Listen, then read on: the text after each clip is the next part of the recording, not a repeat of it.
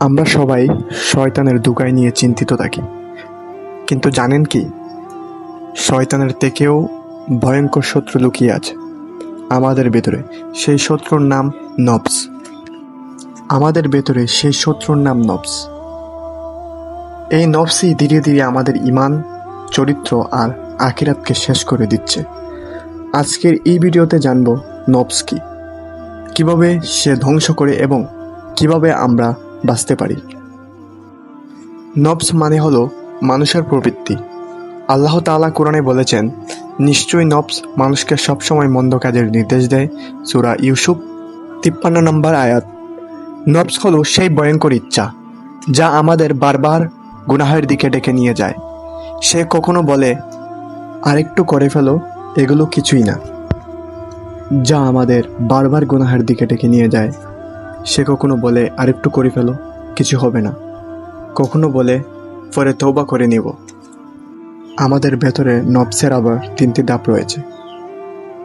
প্রথম ধাপ নফসে আম্মারা, নফসুল আম্মারা। এটা সবসময় খারাপ কাজের আদেশ দেয়। চোখের হারাম দেখায়, মিথ্যা বলা, অন্যায় করা সবই নফসের আম্মারা থেকেই হয়। এই অবস্থায় মানুষ গুনাহকে স্বাভাবিক মনে করে। দ্বিতীয় নফস, নফসে লাওয়ামা, নফসুল লাওয়ামা। এখানে কখনো কখনো বিবেক জাগে, গুনাহের পর আফসোস হয়, মনে হয় ইস, এটা করার ঠিক হয়নি। এই অবস্থায় তওবা করার সুযোগ বেশি থাকে। 3 নম্বর নফস, নফসে মুতমাইন্না। এ হলো শান্তিপূর্ণ নফস। আল্লাহর ইবাদতে শান্তি পাওয়া যায়, হারাম থেকে দূরে থাকা সহজ হয়ে যায়।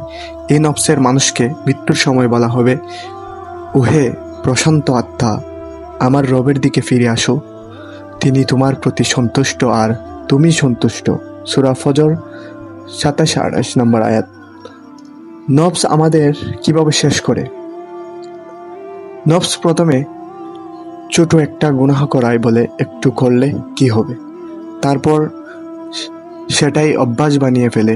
একদিন মিথ্যা বললে কিছু হয়নি দেখে পরদিন বলে, একদিন নামাজ মিস করলে দেখে কিছু হয়নি আবারও মিস করে। শুধু তাই নয়, ভালো কাজের কথা আসলে বলে এত কিছু করতে হবে। নফস ধীরে ধীরে ঈমানের আলো নিভিয়ে ফেলে।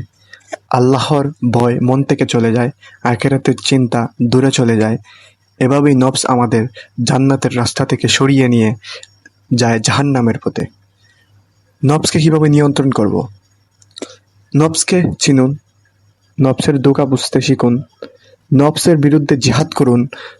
প্রথমে নফস নামাজের সময় অলসতা আনবে, শয়তান বলবে পরে পরে পড়ো, কিন্তু তখনই নিজেকে দমন করো, নিজেকে ধমক দিন, আল্লাহই আমার রব, আমি নামাজ পড়বই।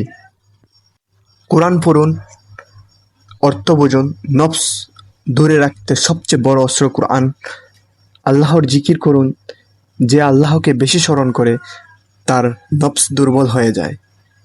ভালো বন্ধু বানান, গুনাহের উৎসাহ দেয় এমন সঙ্গ ত্যাগ করুন, ভালো মানুষের সাথে থাকুন, তওবা করুন, দোয়া পড়ুন। আল্লাহুম্মা ইন্না নাউযু বিকা মিন শুরুরি আনফুসিনা। হে আল্লাহ, আমি তোমার কাছে আমাদের নফসকে অনিষ্ট থেকে আশ্রয় চাই। প্রিয় ভাই এবং বোনেরা, নফস আমাদের সবচেয়ে বড় শত্রু। এই শত্রুকে জয় করা মানে আল্লাহর সন্তুষ্টি অর্জন। আল্লাহ আমাদের নফসকে নিয়ন্ত্রণ করার তৌফিক দান করুন, আমিন। ভিডিও ভালো লাগলে লাইক দিন, শেয়ার করুন আর আমাদের চ্যানেল সাবস্ক্রাইব করতে ভুলবেন না। সবাই ভালো থাকবেন। আসসালামু আলাইকুম।